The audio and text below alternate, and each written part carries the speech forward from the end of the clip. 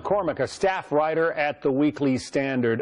John, the president has promised us a website that would work like Amazon.com. So is it?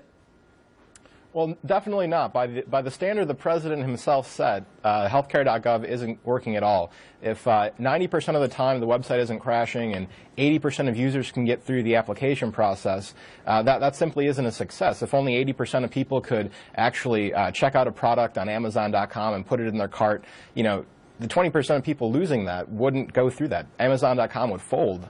And it's just simply not a success. And the bigger problem is that the website isn't actually even transmitting the applications to the insurers in many cases. So that 80% success rate isn't even the case. These are causing huge problems for the administration. Well, and call me a skeptic, but who is to say that those 80% or 90% numbers that the White House folks were out tossing around this weekend, who's to say that those are accurate?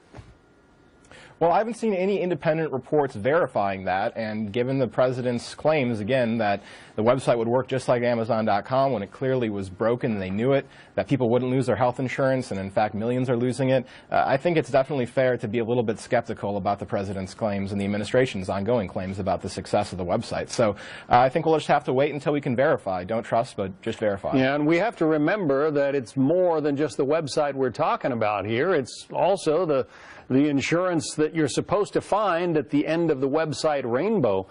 Peter Morisi, who's an economist at the University of Maryland, economics professor and a frequent guest here on Fox, writes this in his online posting today. He says, eventually Mr. Zients, who is the guy tasked with fixing the website, will have this monster fulfilling all its functions, but likely it will be a bulky, frustrating website, much like other federal websites or those run by private firms enjoying monopoly power.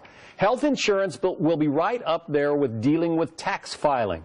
Bureaucrats will have easy access to sensitive personal data, which Obama administration political moles can use to target, harass, and sometimes destroy critics, and simply occupy millions of hours of citizens' time that could be used more productively.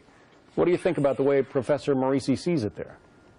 I think he makes a lot of fair points. You know, the administration has always claimed that the only problem was this glitchy website. Once it was fixed, everyone would be happy. But, you know, Americans in 36 states that are relying on healthcare.gov, they haven't been able to go on there themselves and see how much are their rates going to go up. Are they going to be able to keep their doctor? Millions and millions of Americans who haven't been able to see that will be able to find that out this month, and a lot of them aren't going to like what they're going to see.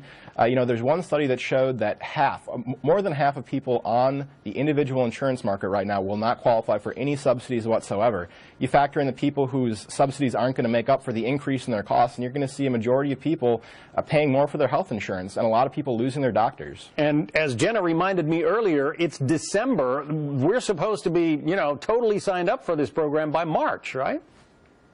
Exactly. If you don't sign up by December 23rd, you won't have coverage on January 1st. So we're looking at the very real possibility that Obamacare will have thrown more people off of their insurance that they own privately in the individual market than the number of people who actually sign up for Obamacare. You know, the president likes to say that only a small percentage, just 5% of the country, will lose their health insurance because of Obamacare. What he doesn't add is that only 0.1% of the country has signed up for Obamacare so far. So I think we could really see a possibility where only a couple million people, if that, have signed up by January 1st. John McCormack from the Weekly Standard. John, thank you. Well, we've heard a lot about the politics.